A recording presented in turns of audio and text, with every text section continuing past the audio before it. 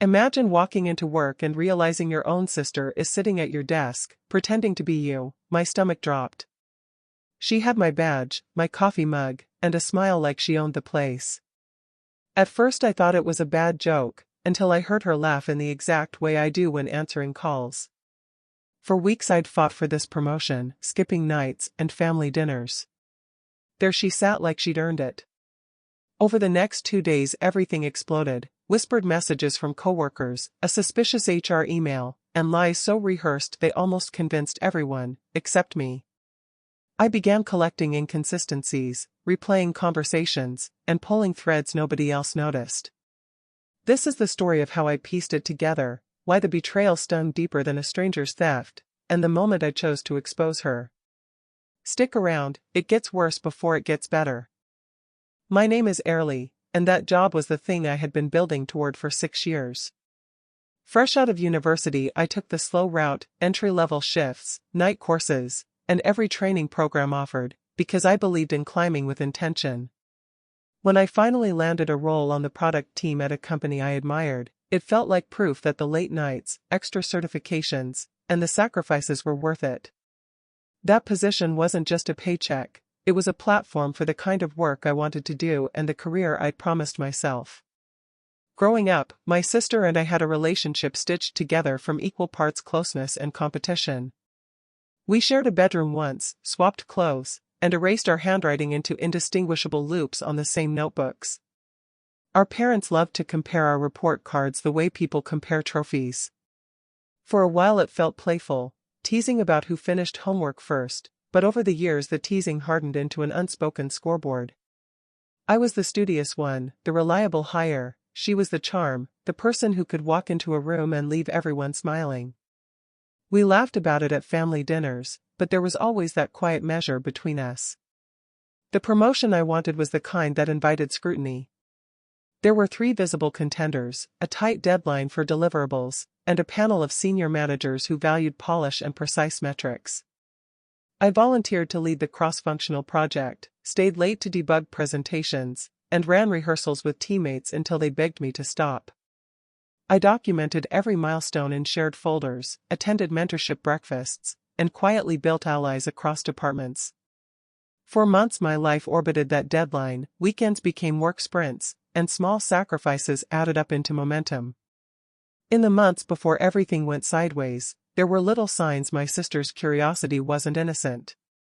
She began showing a sudden interest in my calendar, asking casually about meetings and who I worked with. She borrowed a power suit for an interview and returned it perfectly pressed, with a smile that didn't quite reach her eyes. Once she complimented a technical term I'd used in a meeting, casually dropping it into a conversation where it didn't fit, like someone who had listened once and memorized the phrase. She started turning up at networking events to learn, lingering a beat too long near coworkers I'd introduced her to. At first I chalked most of it up to family theatrics, the sort of boundary-pushing siblings do. After all, we had each other's lives memorized, that was part of being sisters, right? Those small displacements were easy to dismiss while I focused on charts and deliverables. But slowly, those hints began to assemble into a pattern. I began watching more closely, saving screenshots of odd emails, noting who knew details only my inner circle would, and gently testing what she could repeat.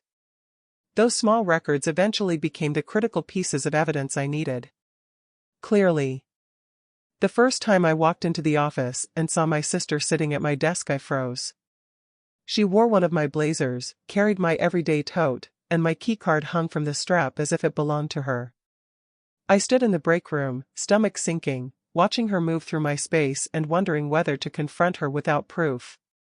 Over the next few weeks the behavior escalated. Documents I kept for interviews and internal reviews appeared in shared folders with edits and comments that were not mine. Printed copies of my notes turned up at her apartment. Once my blazer returned with a faint coffee mark I had left at a client meeting I felt unsettled. Worried, I asked a trusted friend in IT to check access logs and building security footage because I needed evidence beyond intuition. At first the signs felt like plausible mistakes. HR messaged me about an onboarding form I had not completed. My calendar displayed an accepted meeting I never agreed to attend. My manager complimented Early in a thread for presenting work that had not been mine. Taken singly, any of those could be chalked up to clerical error. But together they became a pattern, emails written in phrasings I would never use, references to decisions I had not been part of, and casual mentions of family anecdotes only immediate relatives would know. I tried to handle it delicately. I asked my sister if she had been attending events or talking to contacts on my behalf. She laughed and said she was only being supportive, but the laugh sounded practiced. I found a neatly folded copy of my resume in a magazine at her apartment, and she claimed she had taken it to a seminar. Another time I left my phone unlocked and returned to find her scrolling through my LinkedIn. She claimed she was comparing formats. Each explanation had plausible deniability, but together the small deceptions made the pattern hard to ignore. There were close calls that made my pulse race.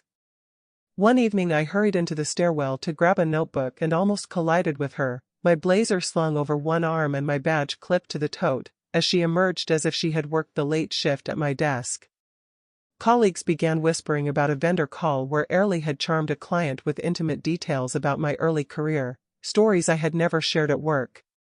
At that point I began compiling a ledger of evidence, screenshots of odd messages, a timeline of unexpected calendar changes, and copies of altered documents. The emotional weight of it was heavy. Anger flared first because it felt like theft, the theft of years of effort and of the professional identity I had painstakingly built. Then disbelief followed. I could not reconcile my sister with someone who would deliberately cross that boundary. Shame crept in because workplaces are small ecosystems and I feared colleagues might assume I had been negligent or dishonest. The possibility that the promotion I had worked toward for years could evaporate under whispers filled me with dread, and nights became restless as I rehearsed confrontations and imagined worst-case outcomes. The final, undeniable clue pushed me from suspicion into necessary action. HR sent a routine message to my company account with an attached PDF titled "Welcome, Early." When I opened the attachment, the form had been completed and signed. The signature matched my sister's handwriting, including the idiosyncratic loops she always made on her Ys. The form listed a personal email I did not recognize, and the file metadata showed it had been uploaded during the precise time I was presenting to a client 2 hours away. Seeing her name and handwriting beside my company details, with that timestamp proving she had acted while I was verifiably elsewhere, turned suspicion into certainty. My hands shook as I scrolled through the evidence I had collected. For the first time the scattered incidents formed a coherent narrative. This was not a misunderstanding or one-off series of favors. Someone I loved had been using pieces of my life to step into my shoes. I felt a cold clarity flood through me. I began assembling everything into a packet: security screenshots, audit logs, the completed form, copies of the altered documents, and notes on conversations and calendar mismatches, a clear timeline that would speak louder than my anger. With the evidence laid out, my fear hardened into resolve. Exposing her felt necessary to ultimately protect my career and the truth. And permanently. I set the trap on a Monday morning. I'd already compiled the packet, security screenshots, the signed welcome, Early form, access logs and altered documents, and emailed HR and my manager asking for a quick verification meeting about a confusing onboarding record. I told myself to keep calm and let the evidence speak. The conference room felt small. My manager sat at the head, HR to his right, and 2 colleagues I trusted flanked them. My sister stood near the window, folding and unfolding her hands as if she belonged. The hum of the projector matched the beat of my pulse. I placed the packet on the table and opened the PDF titled "Welcome, Early." "This form was uploaded under my name," I said. "The signature is not mine." Faces shifted from curiosity to concern as I pointed out the inconsistencies: an unfamiliar personal email, an upload timestamp that matched a client presentation I had been at, and handwriting loops only my sister used. HR pulled up the access logs. When the keycard swipes linked to my sister's badge appeared at the times I was verifiably elsewhere, the room went quiet. The silence felt like a held breath. My sister moved to explain. "I was helping," she said. "I only stood in for you." Her voice wavered. Tears came, then haste, then excuses that sounded both rehearsed and panicked. Colleagues murmured that they'd noticed odd behavior, meetings booked in my name, emails that didn't read like me. My manager closed the folder and said, with professional calm, that security would review footage and HR would open an investigation. The corporate language softened nothing, his eyes made clear this was serious. I felt adrenaline spike and a brutal mix of vindication and grief. Proven right, yet hollow, it was a strange relief to have the truth acknowledged and a sharp pain to see my sister in that state. There was no triumphant gloating, only the heavy realization that someone I loved had been manipulating pieces of my life. She tried one last plea, claiming loneliness, that she had wanted to prove herself, that she thought she was helping. The words landed awkwardly in the room. People stared at her as if seeing her for the first time. When the meeting ended, she left abruptly, hands trembling. The room exhaled in whispers. I sat very still, the packet cooling where it lay between us. Shock and sorrow braided together. I had exposed her, and exposure meant consequences. I felt both vindicated and utterly bereft, knowing nothing after this would be the same. Later that day I walked past my team and felt every head swivel. Whispers followed me like a shadow in heavy silence. In the weeks after the meeting, the fallout was swift and decisive. HR completed its investigation within days using access logs, document timestamps, and audit trails that revealed a clear timeline. My sister was placed on immediate leave and subsequently removed from the role she had occupied. The company documented the incident, offered employee support, and implemented stricter policies to prevent impersonation and falsified paperwork. Family reaction was slower and messier. There was initial denial followed by pleading, then frank and painful conversations that left everyone exhausted. Our parents tried to remain neutral but were torn.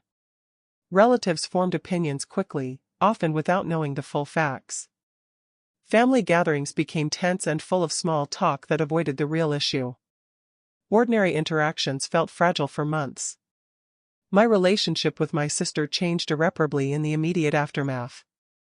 We attempted mediated talks but found apologies alone insufficient.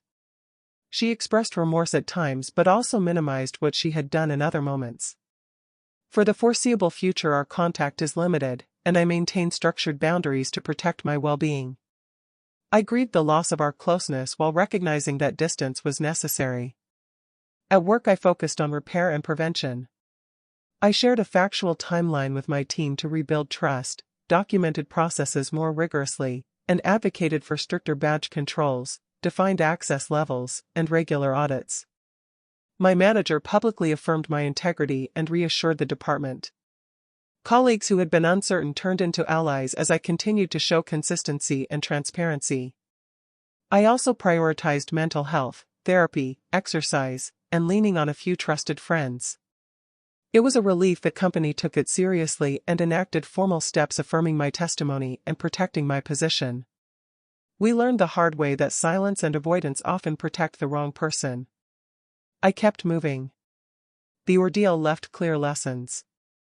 Set boundaries early, document important interactions, and do not let family loyalty silence you when your career and reputation are at stake.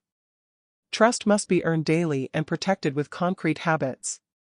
Resilience is built by choosing to safeguard your work, your dignity, and your peace of mind. Have you ever been betrayed by family?